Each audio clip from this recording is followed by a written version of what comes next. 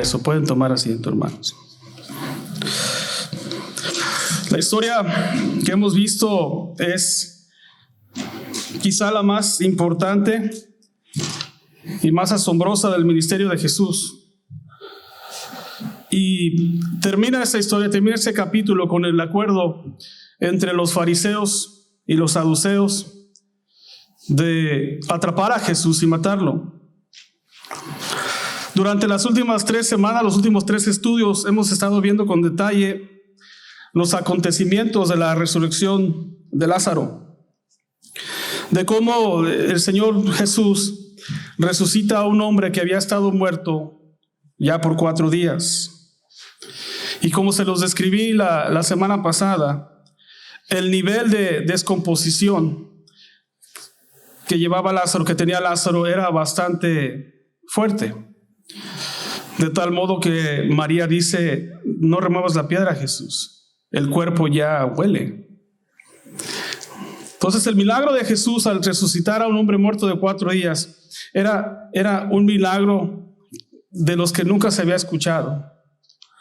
Si bien resucita Jesús a la hija de Jairo, y no me acuerdo del otro, pero resucita a 2 personas antes de Lázaro, pero fue de inmediato que fallecen. Aquí Jesús espera 4 días para ir con Lázaro. Entonces aquí había sucedido algo verdaderamente especial, pero todo esto estaba planeado por el Señor. Estaba, podemos decir, predestinado por Dios para que Él fuera glorificado. Y no es que los demás milagros no sean importantes, todos son importantes en lo que estaba haciendo Jesús en el momento y lo que nos deja escrito el Señor. Todos son importantes, pero este milagro en especial es de bastante importancia. ¿Por qué? Porque llegaba pronto la Pascua y sabemos que en el tiempo de Pascua el Señor iba a entregar su vida por nosotros. Betania estaba a 2 millas de Jerusalén, de donde llegaban muchos judíos. El Señor sabía lo que estaba haciendo. Sabía que esta noticia iba a llegar a oídos de muchos. Había muchos judíos que estaban ahí, a que algunos creyeron y otros no, pero que todos fueron testigos del milagro de Jesús con Lázaro. Todo esto era plan de Dios. Este milagro en especial sacude los cimientos de cada persona que estaba con Jesús. Los sacude. Marta y María, al ver resucitar a Lázaro, ellas ya eran creyentes. Ellas creían en la resurrección de los muertos al último día, decían. Ahora lo verían con sus propios ojos. Esto sacude la fe de ellas y las afirma, porque ven que todo lo que decía el Señor es real. Los discípulos que lo acompañaron, Jesús les dijo: qué bueno, me alegro de que haya muerto Lázaro y que eso esté sucediendo. ¿Por qué? Por ustedes. Porque como hombres débiles que fueron, si han estudiado la vida de los discípulos de Jesús, saben que ellos eran hombres débiles. Eran hombres con un temperamento como Pedro o como Jacobo, que querían destruir una ciudad,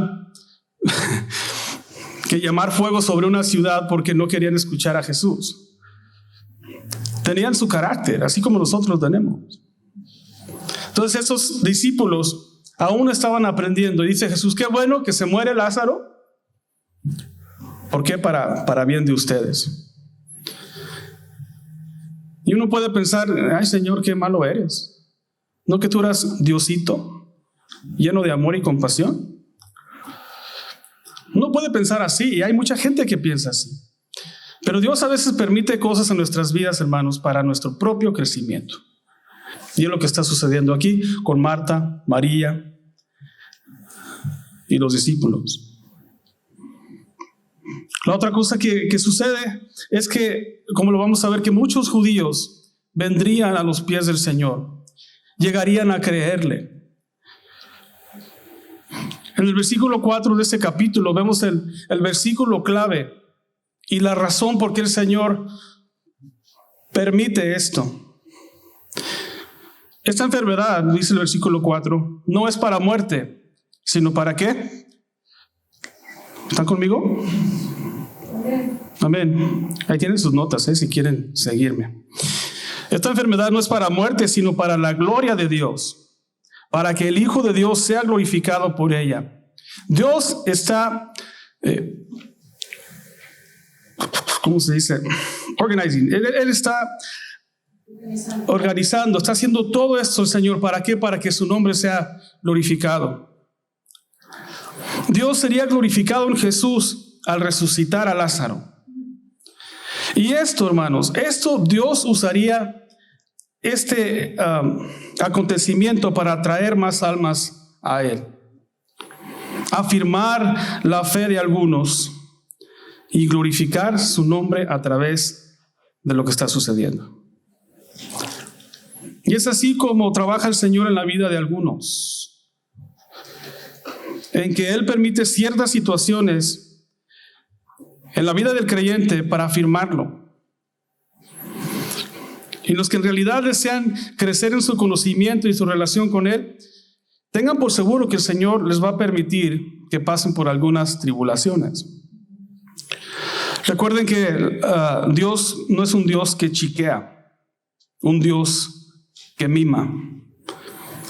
Estos versículos nos enseñan que Dios es un Dios que perfecciona tu fe. No vimos que Marta ni María se quejan,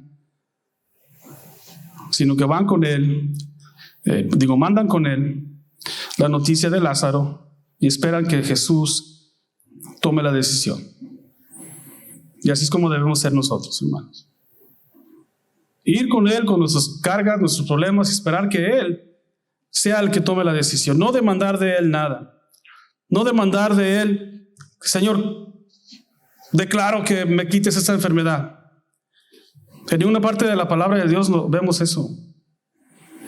Es algo quizá con lo que crecimos cuando nos convertimos al Señor. Oímos este tipo de enseñanza y ya la aceptamos como doctrina. Y no viene en la palabra. También vemos que Dios trabaja aún en la vida del que no cree. De la manera que les permite ser testigos de lo que Dios está haciendo, y algunos todavía no creen. Pero Dios sigue hablando. Dios habla de muchas maneras al incrédulo. Y como veremos con Caifás, Dios hasta lo usó para profetizar algo sin ser profeta que Dios ya tenía planeado. No podemos, hermanos, entonces rechazar o renegar de Dios cuando nos permita pasar por situaciones difíciles. Porque es en estas situaciones que tú y yo podemos crecer.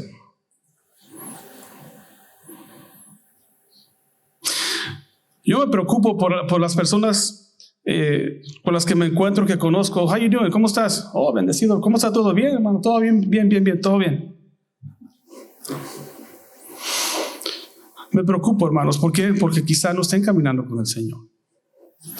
Al creyente el Señor lo va a hacer pasar por el fuego. Y sí vendrán tiempos de refrigerio, como dice la palabra del Señor. Pero es en la tormenta, es en la dificultad donde la fe del cristiano crece, donde se afirma más, donde debería de afirmarse más. Pero a veces sí renegamos, ¿no? Pero Dios ha mandado esto. Dios ha permitido, predestinado este tipo de cosas para que tu fe vaya creciendo. Entonces en los versículos 41 y 43, para poner un poco en contexto esto, Jesús ordena que quiten la piedra. Y el 41 dice: luego quitaron la piedra y Jesús alzó los ojos arriba y dijo: Padre, te doy gracias porque me oíste.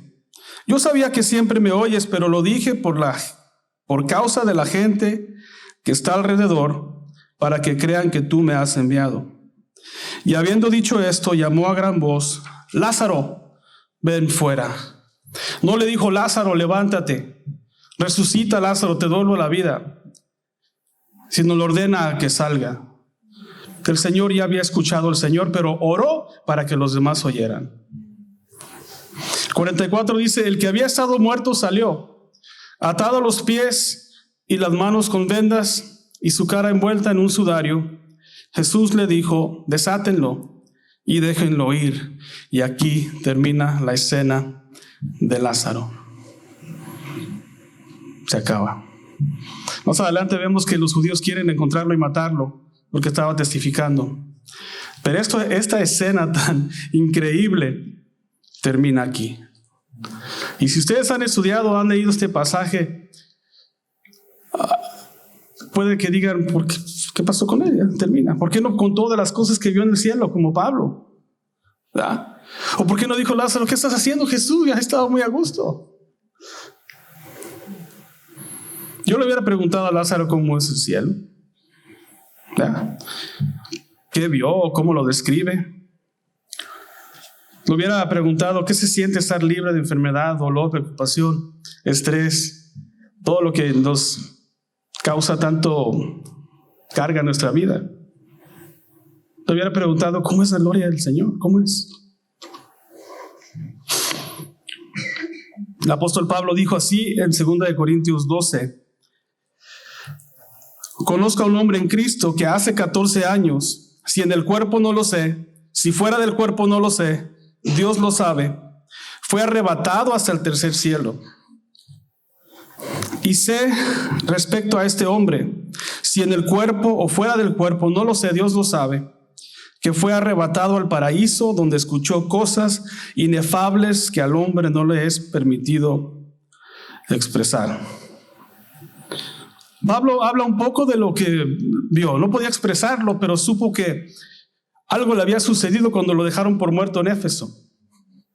Algo le había sucedido. El Señor le dio esa oportunidad de ver poquito el cielo.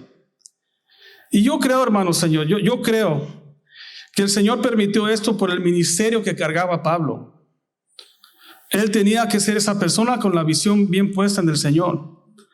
Esto es lo que vas a recibir, Pablo, pero tienes que sufrir por mí. Tienes que estar ante gobernadores y reyes y te van a apedrear y vas a estar días en el mar de náufrago y te van a perseguir y te va a morder una víbora y te van a atar de manos y así vas a llegar a Roma, no como predicador, sino como preso. El Señor le había permitido ver lo que es el cielo. Entonces eso hubiera sido mi pregunta para Lázaro. Dime cómo es. Es lo más natural, ¿no? Lázaro no describe nada de lo que vio. Nada de lo que es estar en la presencia de Dios. Y nada de lo que es tener seguridad eterna. Yo estoy seguro que Lázaro vivió muy diferentemente el resto de su vida. Él era creyente, fue al cielo, bajó del cielo. Fue algo que el Señor hizo y que a Lázaro, me imagino, que fue otra persona. Un hombre que estaba convencido plenamente que cuando volviera a morir, volvería a estar con la presencia de Dios.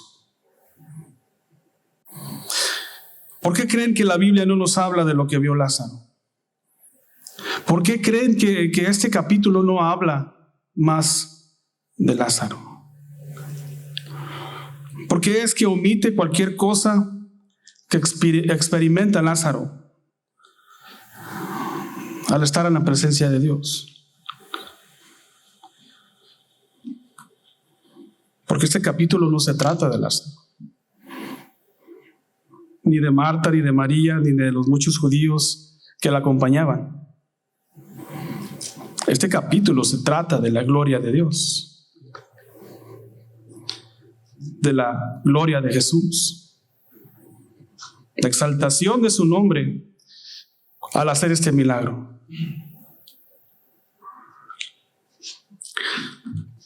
Qué triste es, hermanos, cuando Hay quienes piensan que las predicaciones deben tratarse de ellos,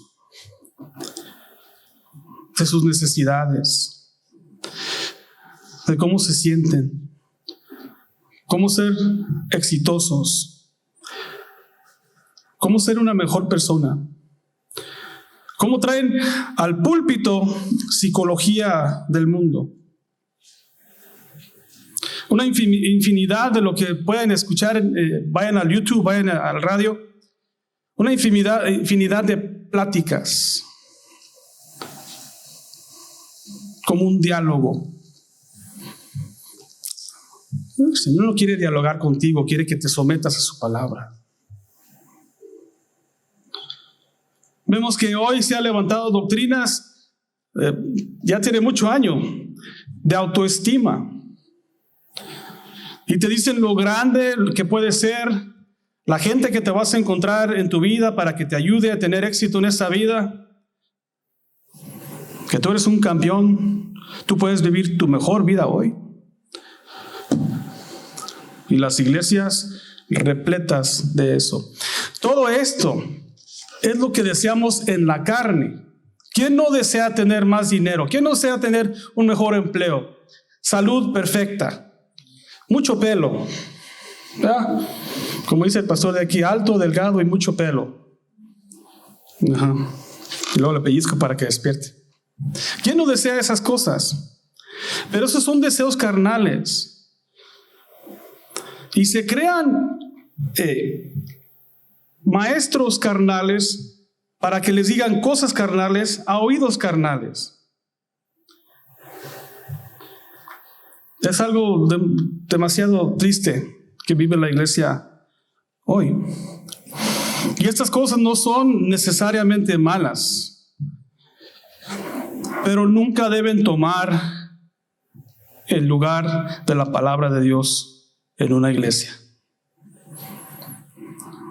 Por eso exaltamos su palabra, exaltamos a Cristo. No debe de tomar la resurrección. Lázaro, Marta, María, los judíos no deben de tomar el mensaje que está en el capítulo 11, que esto sea permitido, todo esto sea permitido para la gloria de Dios y para la gloria de Jesús, no para ellos. Por eso ya no lo escuchamos hablar, por eso no habla de lo que vio, porque no era su tiempo. A veces nos encontramos con pasajes, con ideas, con filosofía de iglesia, con filosofía de orden de servicio que nos parecen extrañas, a lo que no estamos acostumbrados, que no entendíamos. Conceptos bíblicos, doctrinas bíblicas que quizá no son nuevos para nosotros, pero que tienen su base en la antigüedad de la palabra, no en lo que yo creo ni opino. Amén.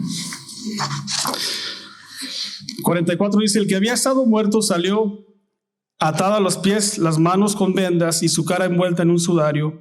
Jesús les dijo: desátenlo y déjenlo ir. 45, que es la base de nuestro estudio hoy.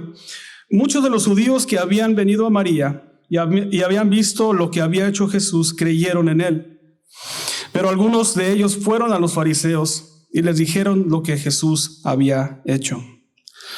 Después de haber resucitado a Lázaro, hubo muchos judíos que creyeron en Jesús.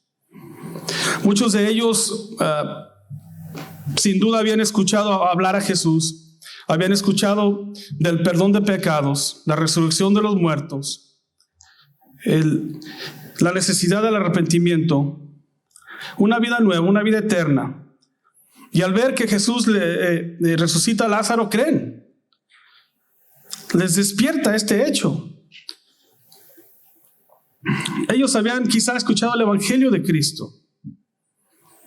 Ellos, mucho judío, por costumbre, por religión, conocían las escrituras, conocían lo que era la promesa del Mesías.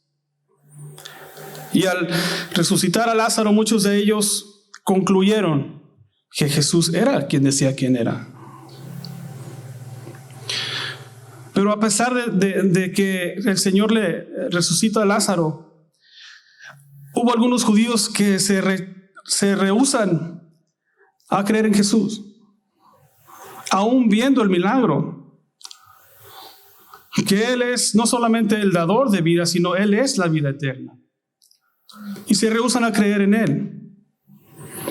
A pesar de ver y ser testigos de lo que había hecho, ellos endurecen sus corazones contra Él. Y van y le dicen a los fariseos lo que había sucedido.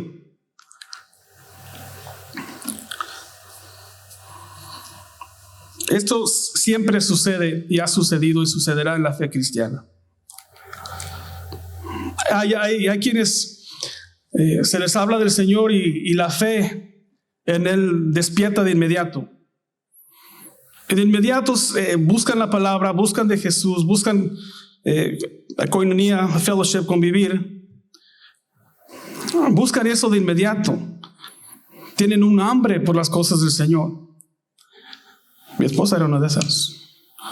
Y hay otros como yo que necesitamos ser quebrantados.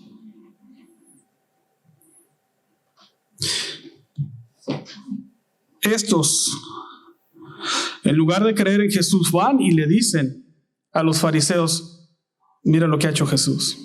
No hay duda que Jesús levanta o resucita a Lázaro. ¿Qué van a hacer? Van con el chisme.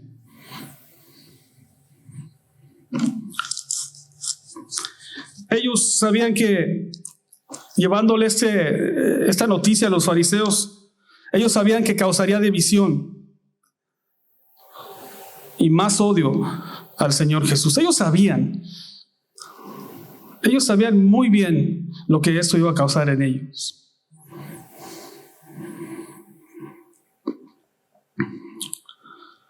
Esto haría que la envidia y la ira contra Jesús se encendiera aún más.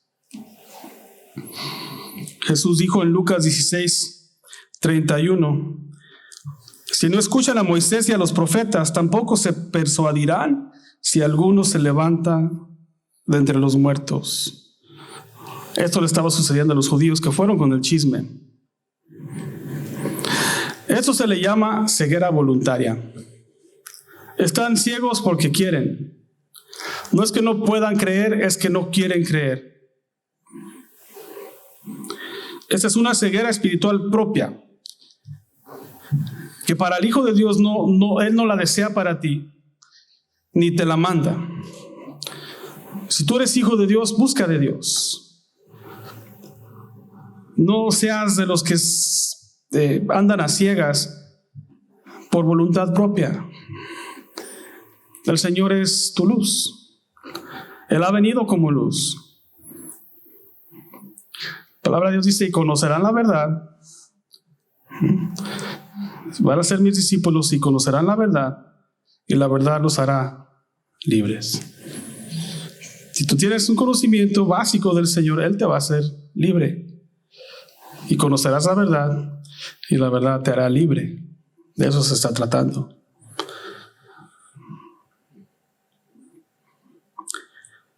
Sabemos que esto es diseñado por Dios para llegar a la cruz y cumplir su propósito.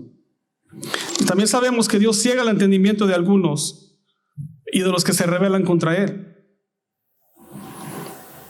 Pero para el que ha conocido de Jesús y no cree, es porque decide negar el señorío del Señor Jesús. Hay algunos que saben de Él, que pueden recitar quizá párrafos enteros de Él, que te pueden decir libro por libro de Génesis a Revelación, pero no se someten a Él, no se someten a su señorío. Y es ahí donde podemos correr peligro, hermanos. Que aunque sepamos mucho, puede ser que algunos aquí no sean cristianos.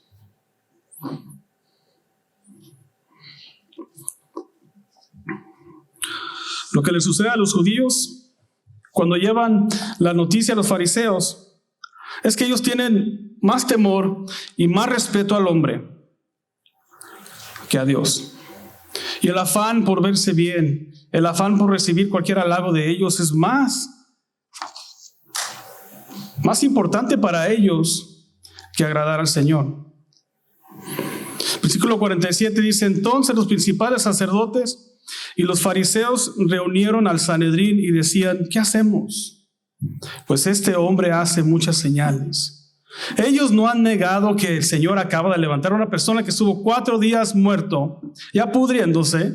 Y dice: ¿qué hacemos? No negamos que esto sucedió. Este hombre está haciendo muchas señales, ¿qué hacemos con él? Aquí vemos 3 grupos de personas. Primero es los fariseos. Si ven en sus notas, ellos eran una rama religiosa conservadora que practicaban, a su ver, y observaban la ley. Ellos creían en la vida después de la muerte y eran como policías espirituales, hipócritas, siempre encontrando fallas a los demás sin ver las propias. En Mateo 23 hay lo que se llama los ay de ti, sí, lo que se conoce como los ayes hacia ellos.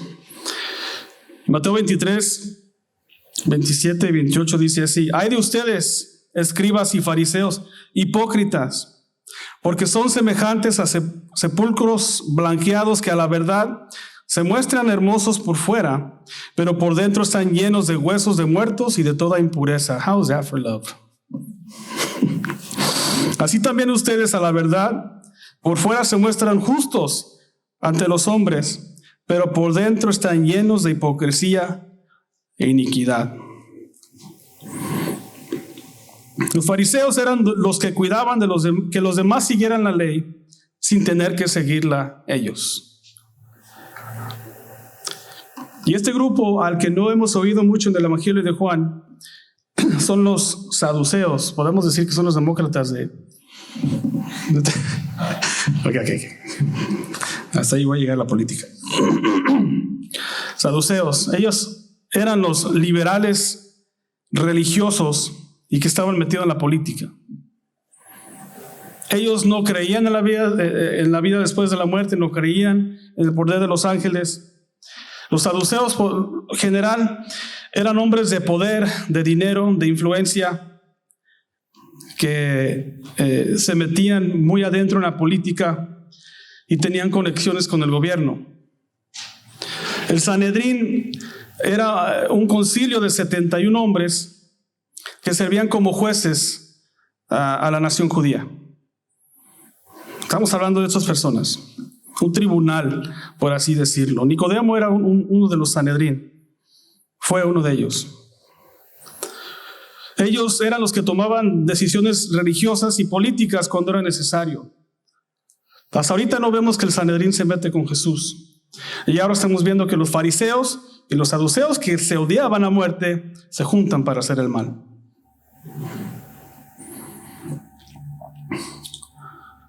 Esto explica por qué fueron los fariseos y los sacerdotes a buscar el apoyo del Sanedrín. Por lo general, el Sanedrín era compuesto por puros saduceos, ¿sí? Pura gente de influencia, de dinero, de la política. Van y buscan a ellos. ¿Por qué? Porque ellos tenían la última palabra. Bueno, el Señor es el que tiene la última palabra. Y todo eso está diseñado por el Señor. Pero en este caso, ellos tienen la autoridad para declarar este tipo de cosas. Entonces le dicen, van y le dicen al Sanedrín, a este concilio: ¿qué hacemos? Este hombre acaba de levantar un muerto. Otra vez. Que tenía 4 días de muerto. ¿Qué hacemos? No lo niegan, ¿verdad? No niegan que él hecho este milagro. Dice: este hombre ha hecho muchas señales. La ceguera voluntaria no los deja ver. La envidia al Señor no los deja ver que Jesús es Rey.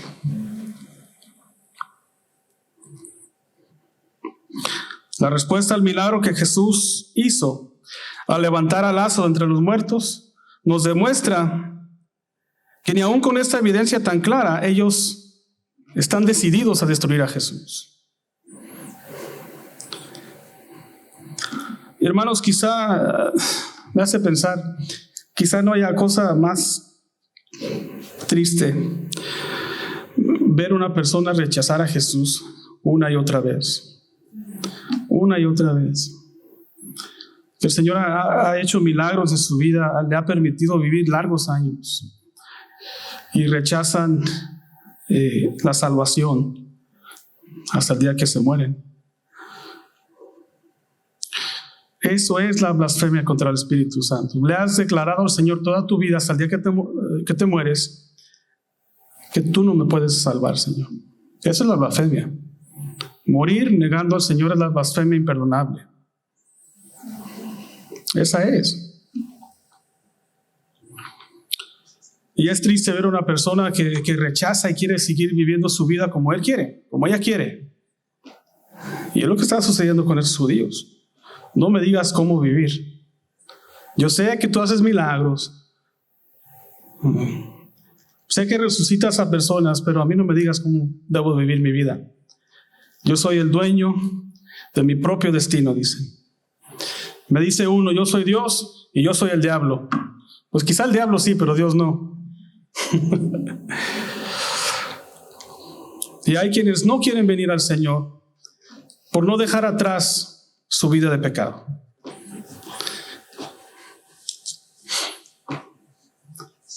Quizá hayan nacido en el Evangelio. Padres cristianos. Hay unos que dicen porque nací en Estados Unidos soy cristiano. No. Uno tiene que reconocer, venir al Señor en arrepentimiento. Cada persona es una relación personal con Él. Y decirle, yo soy un pecador, necesito de ti, Señor.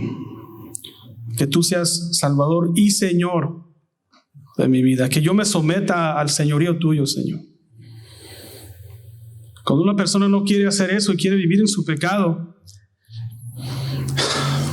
pues vas a morir en tus pecados, dice el Señor.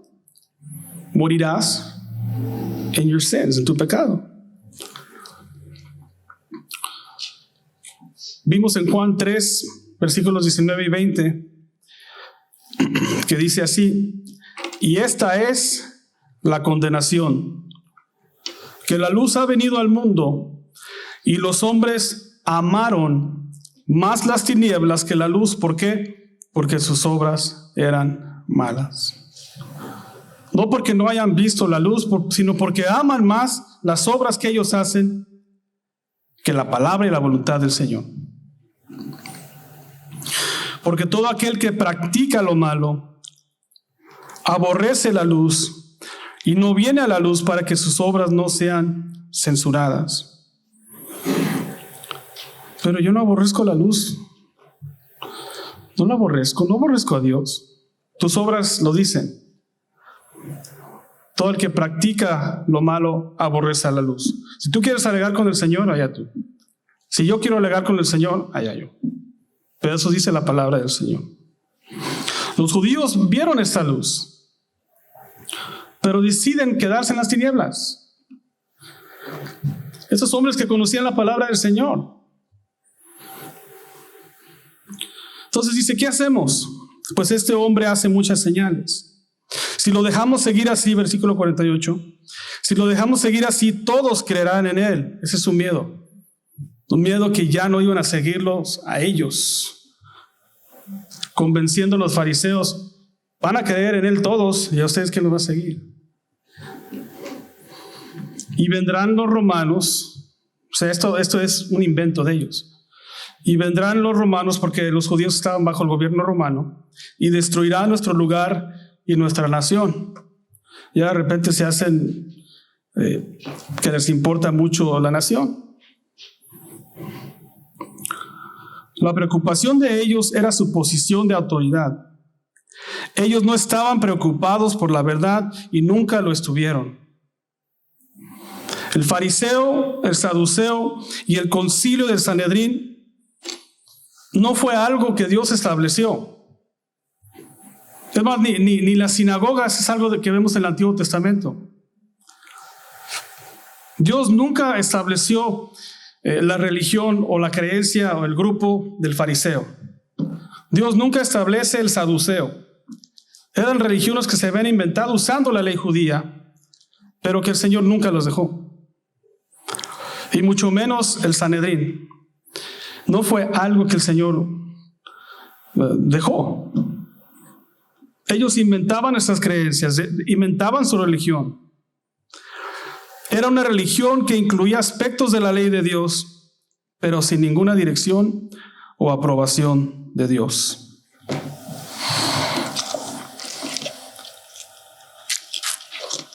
Voy a entrar aquí, hermanos, en algo que quizás no les agrade a algunos, pero yo me preocupo por lo que diga el Señor, por lo que diga el Señor. Toda religión de hombre incluye aspectos religiosos, muchos parecidos a la doctrina cristiana, bíblica, pero que no fue, ni es, ni será parte de la verdadera doctrina de Cristo. ¿Cuántos saben lo que es el movimiento ecuménico? Este movimiento en que, bueno, si lo escuchan ustedes sabrán, Luis Palau, Marcos Witt, Cash Luna, que es una apóstata del Vaticano, muchos hombres que quizá en su tiempo fueron usados mucho por Dios, están entrando a este movimiento ecuménico. Este movimiento enseña que todos los que proclamamos a Cristo debemos estar unidos por la causa de Dios. Una cosa es estar unido en contra del aborto, en contra del matrimonio homosexual, en contra de cosas sociales. Pero ellos quieren estar unidos a Cristo, en Cristo, ¿ok? Mormones, testigos de Jehová, los Krishnas, los ortodoxos Greek Orthodox, los unitarios pentecostés que no creen en la Trinidad,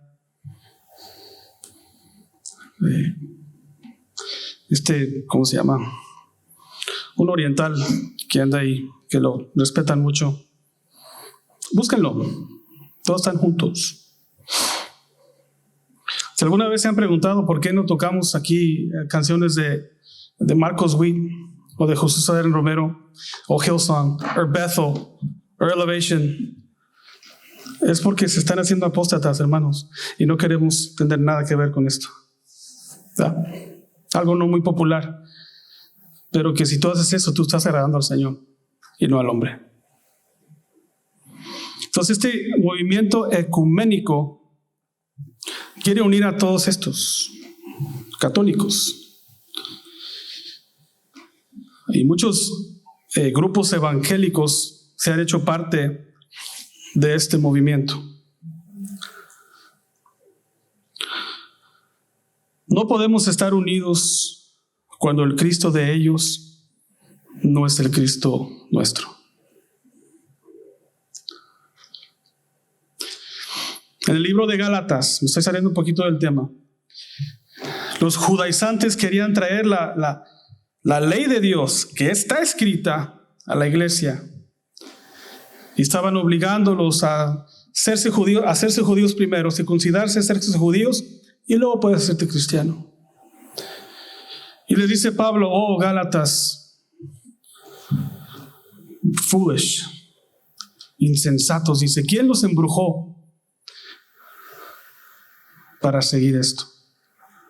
¿Cómo podemos creer, por más noble y bonito y calladito que se vea, que el Señor va a aceptar imágenes, santos, el rechazo de la deidad de Cristo, como los testigos y los unitarios, a los Krishnas que tienen más de 1000 dioses. Si no aceptó que a la iglesia le volviera a entrar a la ley, no por gracia, ¿cómo vamos a aceptar esto? Es que el ser humano quiere ser mejor que Dios, más bueno, más amoroso. No podemos estar unidos cuando el Cristo de ellos no es el Cristo nuestro. No podemos unirnos con los que dicen tener autoridad, magisterio sobre la Biblia, que solamente ellos pueden interpretar. Estoy hablando de los católicos. No podemos unirnos cuando ellos son magisterios sobre la Biblia. Y para el evangélico real, la interpretación de la Biblia es la Biblia. Sola se interpreta y tiene magisterio sobre nosotros. No podemos unirnos cuando dicen y creen que la salvación es a base de fe y obras. Y nosotros sabemos que tú eres salvo por fe. No podemos unirnos a un sistema religioso de sacerdocio que, igual que los saduceos, igual que los fariseos y el Sanedrín, no tiene ninguna base bíblica, ni aún en el sacerdocio del Antiguo Testamento. No podemos unirnos, porque esa es una religión babilónica, más parecido a lo babilónico que nada que tenga que ver con el Señor. Nomás porque dicen Cristo, amén, Dios. Los fariseos, saduceos eran hombres muy religiosos, pero no conocían a Dios.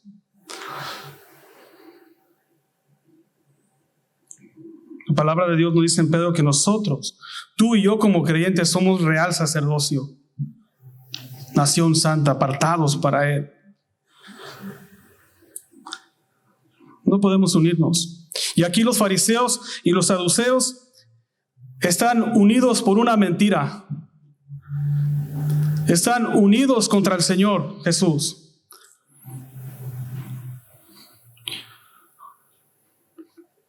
Es mejor estar separados por la verdad que unidos en una mentira. Recuerden eso. Es mejor estar separados por la verdad que unidos por una mentira. Y aquí lo que hacen es unirse en la mentira con el plan de matar a Jesús. Si lo dejamos seguir así, todos le creerán. Y va a venir el gobierno y nos va a destruir. Va a decir de nosotros los judíos, somos unos farsantes, y van a acabar con nosotros. Lo que estaban cuidando ellos era su posición. Y se juntan para ver cómo atrapan a Jesús para matarlo. Y la única unidad que ellos buscaban era la unidad para matar al Rey de Reyes, Señor de Señores. ¿Sí me debe entender? No es malo hablar, dar el evangelio. Pero si no creen lo que tú crees, quizá no tengan a Cristo.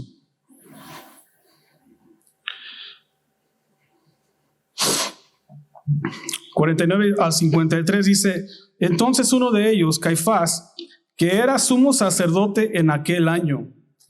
Esto es importante porque los sacerdotes eran sacerdotes de por vida.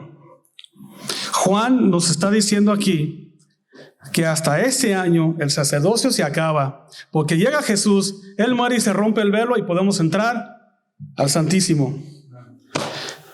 Dice Juan, hasta ese año Caifás fue sacerdote. Dice Caifás, si acordamos que ellos son los de dinero, saduceos, si acordamos que ellos tienen influencia, que están metidos en el gobierno, vemos la arrogancia de este hombre. Y dice, ustedes no saben nada, son una bola de ignorantes. Dice, ¿no consideran que les conviene que un solo hombre muera por el pueblo y no que perezca toda la nación? Pero esto no lo dijo de sí mismo, sino que como era sumo sacerdote de aquel año, profetizó que Jesús había de morir por la nación. Y no solamente por la nación, sino también para reunir en uno a los hijos de Dios que estaban esparcidos. Así que desde aquel día resolvieron matarle. El sumo sacerdote era una posición muy alta en el círculo judío. Este hombre era considerado casi como un rey. Whatever he says goes. Caifás, como saduceo, su palabra como sumo sacerdote cargaba autoridad y mando.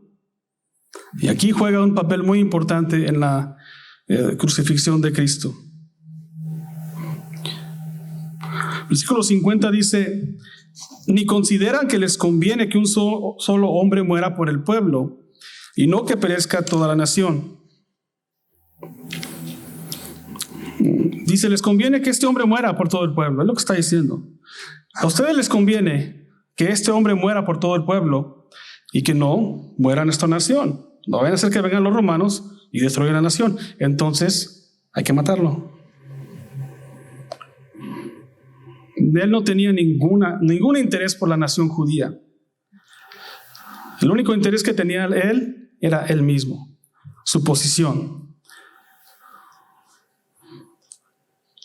Pero lo que Caifás no sabía es que él estaba actuando de acuerdo con el plan de Dios.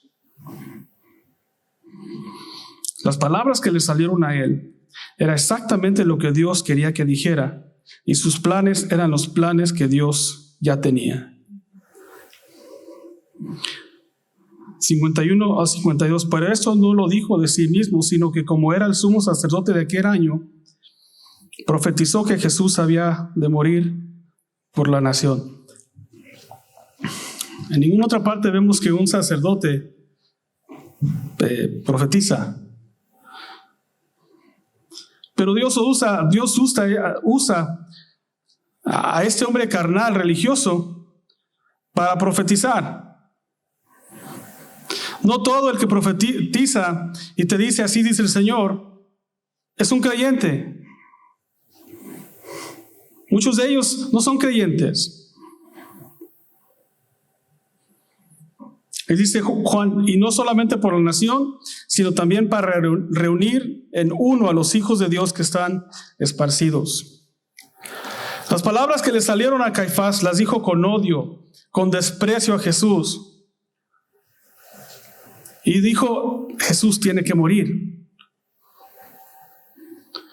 Aquí vemos que Dios usa al malvado y al perdido para cumplir sus propósitos divinos. ¿Nunca han estado en un lugar en su vida cristiana donde hay una persona que no cree en el Señor y te corrige en el Señor? Sí. Me acuerdo cuando yo recién me convertí, tenía una boca y me gustaba todo eso. Llegaban los incrédulos y me decían, en la Biblia dice que no debes. ¿Qué está pasando contigo?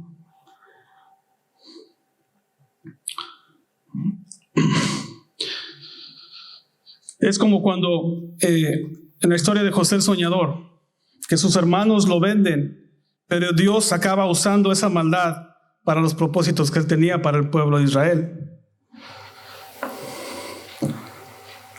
O como el asno de Balaam. El asno, ese animal que tuvo que hablarle a Balaam para que él reconociera que el ángel del Señor estaba delante de ellos. Dios usa esas cosas. Y es lo que estamos viendo aquí con Caifás. Sin saberlo, Caifás está profetizando a favor del Señor y no en su contra, porque la hora estaba por llegar. Si han estado con nosotros durante este evangelio, vemos que Jesús siempre decía, la hora no ha llegado, todavía no es mi hora. Y ahora el Señor está abriendo esta puerta porque la hora estaba por llegar. Versículo 53, desde aquel día resolvieron matarle. Se juntan para la maldad. Y me hace pensar cuando todas las familias tienen problemas, ¿eh? Todas las familias. Y a veces se juntan y me dicen, pero ni se pueden ver. Dije, no, pero se entienden. Sí, se entienden. Y esa maldad viene contra ti.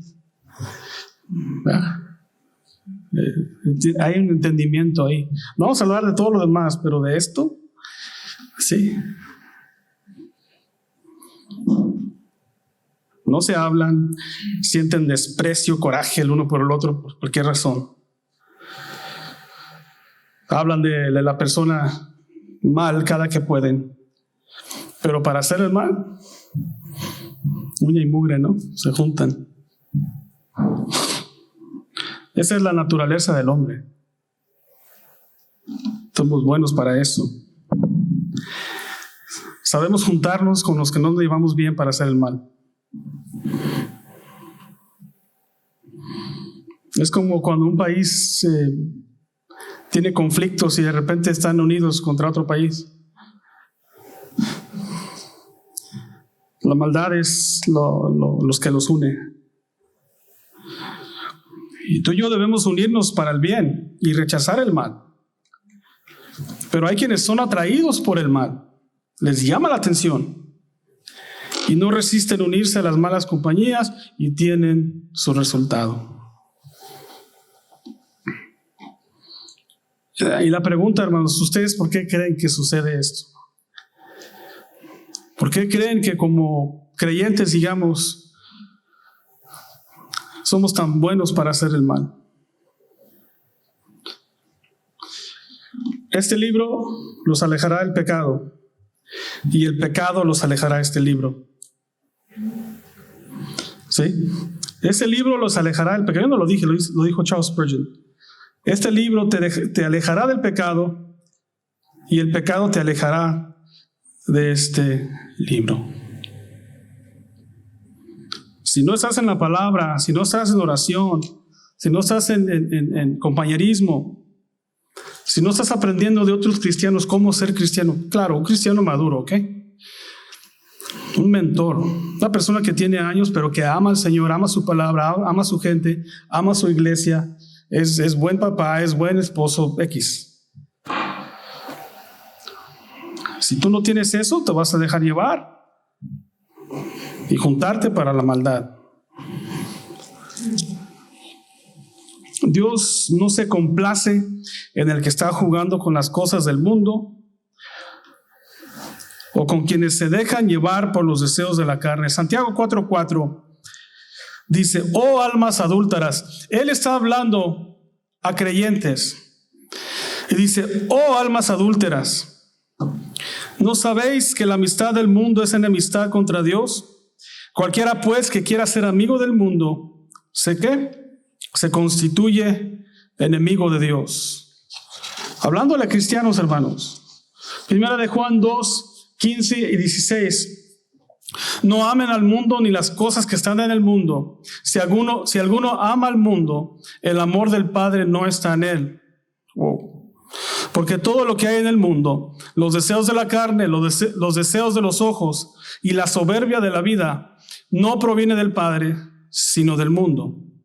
Y el mundo está pasando y sus deseos, pero el que hace la voluntad de Dios permanece para siempre. Caifás, los fariseos y los saduceos, Sanedrín, eran hombres muy religiosos, pero no conocían a Dios.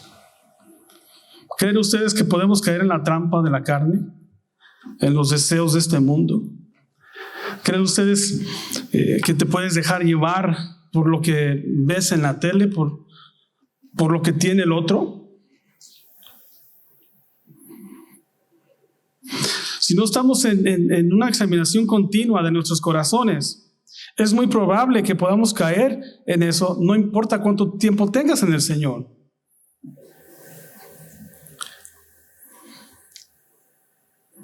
Por lo tanto, Jesús ya no andaba abiertamente entre los judíos, sino que se fue de ahí a la región que está junto al desierto, a una ciudad que se llama Efraín, y estaba ahí con sus discípulos.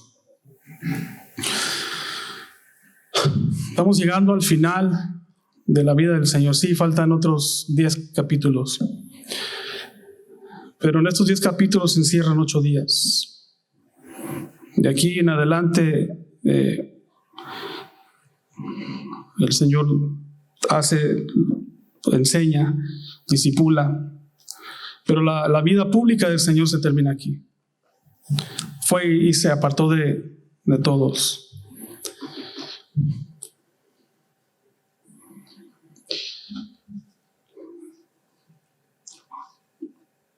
Versículos 56, 55 y 6. Estaba próxima la Pascua de los judíos y muchos subieron de esta región a Jerusalén antes de la Pascua para purificarse. Buscaban a Jesús, se decían unos a otros estando en el templo: ¿qué les parece? ¿Que tal vez ni venga la fiesta?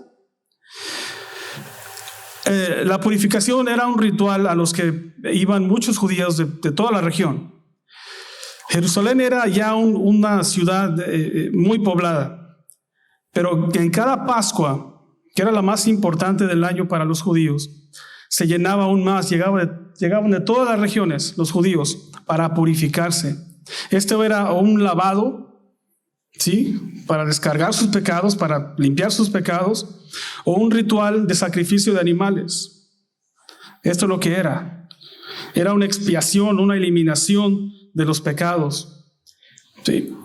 Una semana antes llegan todos los judíos. Una semana antes de que el Señor vaya a la cruz, llegan todos estos judíos. Y la noticia está al aire. Jesús levantó a Lázaro. Y él estuvo muerto por 4 días. ¿Ven cómo trabaja el Señor? En su perfecto plan. Él va orquestando todo esto.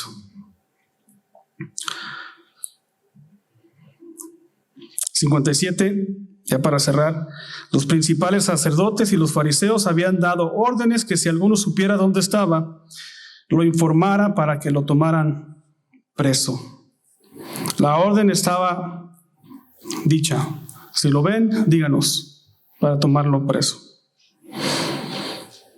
Todo está preparado para que Jesús llegue a Jerusalén. Los religiosos están preparados con su plan. Los judíos preparándose para la Pascua, la purificación. Y Jesús preparándose para la muerte, porque la hora estaba por llegar. Bueno, al preparar este estudio leí esto que me impacta. Dice: es amargamente irónico que los judíos llegaran antes a purificarse y a querer estar limpios ante Dios, mientras sus líderes religiosos, quien deberían dar el ejemplo, están manchándose de pecado al tramar matar al Hijo de Dios. La palabra es bien bonita, hermanos. Y entre más estudio la vida de Cristo, más me conecto a Él. Y espero, hermanos, que en la manera que estudiamos la palabra se conecten con el Señor. Que sí, el Señor tuvo emociones, tuvo sentimientos, pero siempre se trataba de su palabra, de las realidades de la palabra.